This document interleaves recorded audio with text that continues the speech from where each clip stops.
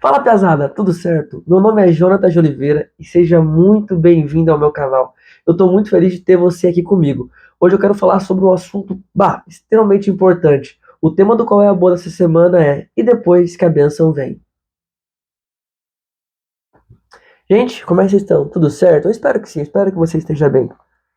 O tema dessa semana vai ser um pouco diferente. Aqui no canal eu já falei várias vezes que nós vivemos muitas das vezes esperando o cumprimento das promessas. Eu e você temos objetivos na vida, no mínimo. Nós temos lugares onde nós queremos chegar, talvez o salário que nós almejamos, uma casa, um carro específico, talvez a nossa família, a estrutura, um ministério, enfim. Nós temos objetivos e metas na vida e isso está tudo mais que certo, a gente fala demais no canal. Só que o tema da semana é e depois que a gente chega lá, o que acontece? E depois que a promessa se cumpre? Como proceder? O que não fazer? E é sobre isso que eu quero falar com você. Segundo Samuel, no Antigo Testamento, capítulo 11, nós iremos ler somente um versículo. Segundo Samuel 11:1. Decorrido um ano, no tempo em que os reis costumam sair para a guerra, Davi enviou Joabe, seus oficiais e todo Israel. Eles destruíram os filhos de Amon e sitiaram a cidade de Rabá. Mas Davi ficou em Jerusalém. Gente, você possivelmente conhece a história de Davi. A novela, a Record até fez uma novela sobre Davi. Mas discordâncias? Tem, mas enfim, não vamos entrar na polêmica aqui. Davi é uma figura muito conhecida. Aqui neste texto que nós lemos, Davi já não era mais o menor da sua casa, o patinho feio da família que ficava lá no pasto cuidando das ovelhas, enquanto seus irmãos eram muito famosos em Israel. Aqui Davi não era mais um gurizinho, um pequeno piá, tocando uma harpa para Saul, para acalmar o espírito de Saul. Aqui Davi já não era um louco, um piá franzino, encarando Golias de frente, o gigante Golias, e dando vitória ao povo de Israel. Não, não. Aqui Davi já era rei. Aqui Davi não tinha mais a promessa do que ele seria rei. Não, nesse texto Davi já era rei. Davi era um militar extremamente famoso, tanto que o povo de Israel fazia música sobre as vitórias de Davi contra os filisteus. Davi ele tinha moral. Aqui Davi, se nós pegamos um pouquinho anteriormente no texto, os capítulos anteriores de 2 Samuel, nós vemos Davi trazendo novamente a arca da aliança que havia sido deixada em outra terra, trazendo novamente para Jerusalém. Davi, ele tinha a insígnia, por assim dizer, do homem segundo o coração de Deus. Olha o peso, olha a importância que Davi tinha. Davi era uma pessoa que agradava a Deus. Contudo, aqui Davi já havia vivenciado muitas bênçãos do Senhor em sua vida. E nós vemos a grande queda de Davi. Esse texto, ele é conhecido, mas obviamente ele não é mais conhecido que as vitórias de Davi. E por que, que a gente é importante? Por que, que é importante a gente observar isso? Porque traz ensinamentos para a nossa vida, para que a gente nunca se deixe levar depois de conquistar as nossas vitórias, nossos objetivos e depois de receber as bênçãos do Senhor na nossa vida. Gente, aqui no texto que nós lemos, decorrido um ano, no tempo em que os reis costumam sair para a guerra, Davi enviou Joabe, Davi enviou seus oficiais, Davi enviou todo Israel, mas ele ficou em Jerusalém. O seu exército teve uma vitória assim, tanto que no versículo nós vemos que Israel, eles destruíram Amon, os filhos de Amon, e ainda sitiaram a cidade de Rabá. Ok, tudo certo.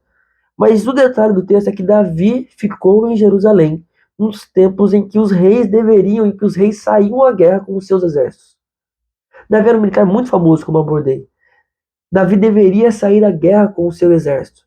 Davi deveria, juntamente com os seus oficiais, nós vemos aqui uma pessoa específica, Joabe. Davi ele deveria, juntamente com os seus oficiais, sair para a guerra e vencer mais uma batalha.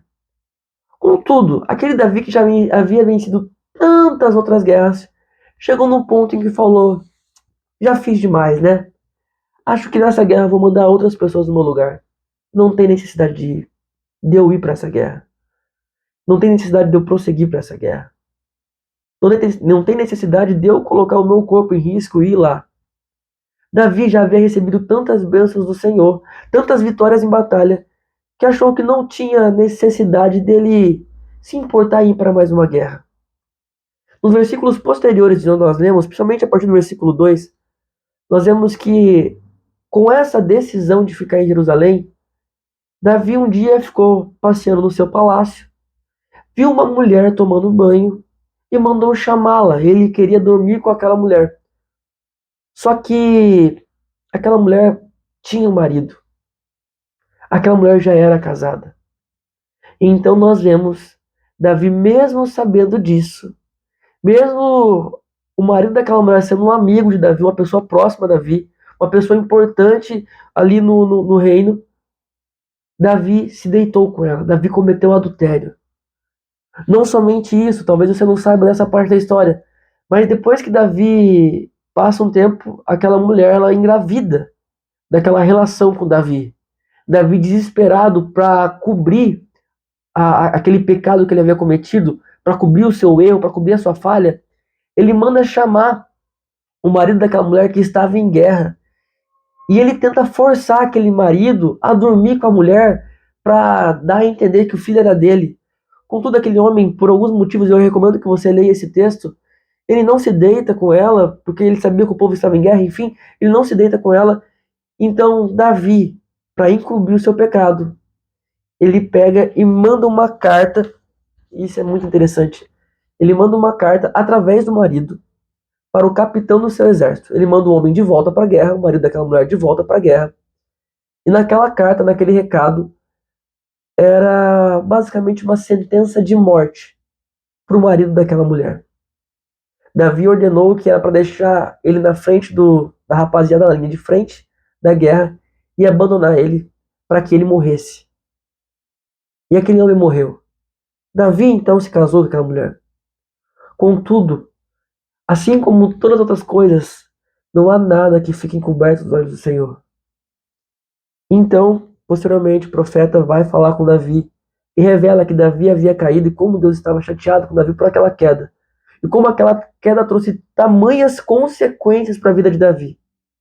E tudo isso se origina no momento em que Davi olhou e falou: eu já fiz demais. Não tem necessidade de eu fazer. Eu já fiz demais na minha vida. Não tem necessidade de eu prosseguir com isso. E às vezes a gente não reage assim. Eu falo por mim, eu tenho 24 anos, eu cresci na igreja, eu tô na igreja desde que eu sou criança, e a gente passa por um momento de conversão, e naquele momento de conversão a Cristo, nós gostamos de buscar a mais. Como eu falei semana passada, nós temos uma palavra, nós começamos a buscar mais a Cristo, nós começamos a orar mais, nós pedimos direcionamento de Deus, nós participamos dos eventos da igreja, nós temos prazer e anseio de evangelizar, de falar de Cristo para outras pessoas, de buscar a Cristo da forma mais intensa possível. Contudo, com o passar do tempo, nós começamos a olhar para a nossa caminhada e falar: ah, eu já fiz demais, né? Já tá bom. Às vezes nós recebemos a bênção que nós tanto ansiamos, nós buscamos tanto por aquela bênção, e quando ela chega, beleza, Deus cumpriu a promessa na nossa vida, então a gente começa a falar: não, não, já fiz demais, tá tudo certo. E isso é muito perigoso. Toda vez que nós não estamos atentos, nós caímos.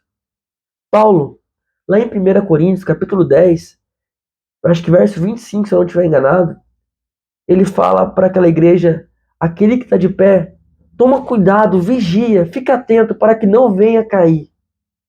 Se você está bem, se você recebeu as promessas do Senhor, se você está bem, está caminhando bem na sua vida, está conseguindo vencer todos os dias, você está com anos de fé. Deus cumpriu, Deus te socorreu naquele momento de angústia. Você está bem, você está de pé. Assim como Paulo vem te falar: toma cuidado para que você não caia. Não acha que você já fez demais. Não acha que porque você já recebeu a bênção do Senhor, acabou aqui. O Senhor tem infinitamente mais e nós devemos buscar. E como eu falei, nós não, no vídeo passado, nós não somos resumidos pelo começo da corrida, mas sim pelo final dela. Quantos homens de Deus caíram porque, com o passar do tempo, acharam que tinha feito demais? Talvez eu e você chegamos nessa situação. Nós olhamos para Cristo, olhamos para a igreja e falamos: não, eu já fiz demais. Eu já evangelizei demais há outro tempo. Eu já li a Bíblia demais, já orei demais. O Senhor até já me deu as bênçãos, né, que eu precisava, que eu buscava. Aquilo que eu pedi tanto, Ele me deu. As bênçãos, as promessas. Eu já fiz demais, eu não preciso mais fazer. E quando nós menos esperamos, nós descuidamos e caímos. Talvez para você, que esteja assistindo esse vídeo, você não percebeu isso antes da queda. Talvez você está olhando e reparando para sua vida agora e falando, pô, realmente, se eu tivesse me atentado mais, se eu tivesse ficado mais atento, ficado mais seguro, tomado mais cuidado, eu não teria caído, eu não teria abandonado o Senhor, eu não teria deixado de buscar com tanto anseio a palavra. Jonas, para mim não tem mais jeito, né? Eu já caí. E para você que já caiu, eu quero te dar uma palavra de esperança. Eu quero falar para você o que Cristo falou para a igreja de Éfeso, lá em Apocalipse capítulo 2, verso 5. Lembra de onde você caiu. Lembra da onde foi a sua queda. Lembra da onde você deixou de fazer. Lembra da onde que você, por um momento, estava caminhando na fé e parou, porque caiu, porque não foi atento. Lembra disso. E retorne às obras do seu primeiro amor. Retorne a buscar a Cristo com todo o seu corpo, com todo o seu entendimento, com toda a sua alma, com todas as suas forças, com todo o seu tudo, com tudo aquilo que existe dentro de você. Busque ao Senhor. Jonas, eu caí, beleza, você caiu. Deus tem perdão para você. Então é a hora de você voltar para o seu primeiro amor. É hora de você voltar a tomar cuidado. Se levante e retorne às obras do primeiro amor. Jonas, eu não estou da igreja, eu não tenho conhecimento dessa expressão primeiro amor. Primeiro amor é quando nós fazemos tudo com muita intensidade, com muita alegria, com muita satisfação. Quando servir a Cristo não é uma obrigação, mas um prazer. Se você caiu, eu quero relembrar você, retorne às obras do primeiro amor. Cristo está te esperando para passar tempo de qualidade com você, tempo de oração. As suas leituras voltarão a ser vívidas. Você não vai simplesmente abordar o texto e pegar a Bíblia e falar, pô, tá, o versículo aqui. Não. O próprio autor da Bíblia estará juntamente contigo. Você não vai sentir um peso para poder fazer evangelismo. Você não vai sentir peso para poder fazer as obras. Você não vai sentir peso de fazer as coisas. Não, porque você vai estar tendo o prazer do primeiro amor. O prazer de retomar uma comunhão com Cristo. Eu vou sempre falar aqui neste canal e isso não vai mudar nunca. O que Cristo quer conosco é uma comunhão, uma intimidade. Ele ama relacionamentos. Todas as formas que um Deus que é infinito, transcendente, ele escolhe se relacionar, ele escolhe se revelar ao homem através de relacionamento. Ele, em diversos momentos da história, está se relacionando. E ele quer se relacionar com você. Ele não parou de se relacionar quando nós finalizamos os textos bíblicos lá em Apocalipse, lá há muito tempo atrás. Não, não, não. Ele continua se relacionando com o homem através da história. E de forma pessoal. De forma individual. Gente, é isso.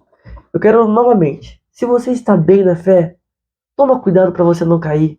Não acha que porque a bênção já veio, você pode largar de mão, colocar os pés para cima e falar, já era, já fiz demais. Não ache isso, porque isso é caminhar para um erro. A chance de você cair é quase certa. Você basicamente está caminhando para um buraco. Não acha que porque você já orou demais num tempo e já recebeu as promessas do Senhor que você tem que parar. Não, não, não. Deus tem muito mais para a sua vida. E se caso você já caiu, se caso você já fracassou, se caso você, por algum motivo, eu não estou aqui para te julgar, por algum motivo você decaiu na fé, retorne. Lembra de onde você caiu e retorna. Retorna a buscar a presença, retorna a buscar a oração, a leitura da palavra. Jonatas, eu tenho dificuldade em orar, eu não tenho muito conhecimento da Bíblia, eu não tenho assim muito costume de orar, costume assim de fazer jejum, enfim, de estar numa igreja. Tenta, fala com Deus. Jonatas, eu não sei como orar. Orar é uma conversa. Eu duvido que você não converse com ninguém.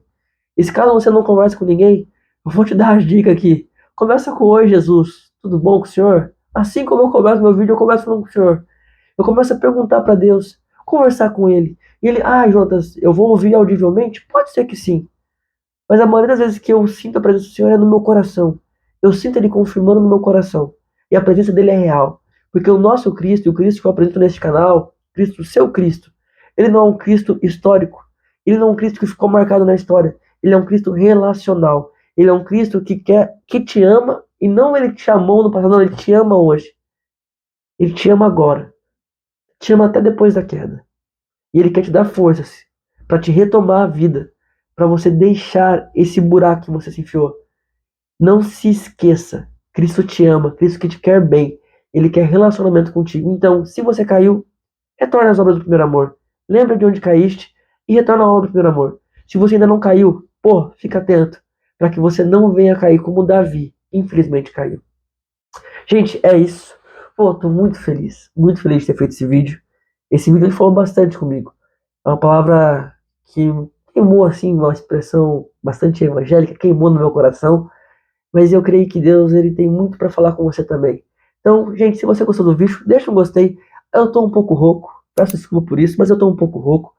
Então, se você gostou do vídeo, deixa um gostei. Comenta aqui. Os comentários são muito importantes, de verdade mesmo. Eu sei que às vezes eu fico insistindo demais nos comentários, mas por favor, comente o vídeo, é muito importante para mim. E se inscreve no canal caso você não seja inscrito. E se você se assim sentir à vontade e não a se acanhar-se, compartilha o nosso vídeo, compartilha no WhatsApp, compartilha no Instagram, Facebook, manda lá no grupo da igreja, manda para algum amigo seu que está caminhando na fé. Enfim, fique à vontade para mandar para quem você quiser. É isso. Um grande beijo, um grande abraço, uma boa semana para você. Que Cristo venha ter falado com você durante esse vídeo e que você possa retornar a um relacionamento mais íntimo ainda com Ele do que você já tem tido. É isso. Um grande beijo, um grande abraço, valeu e é nóis!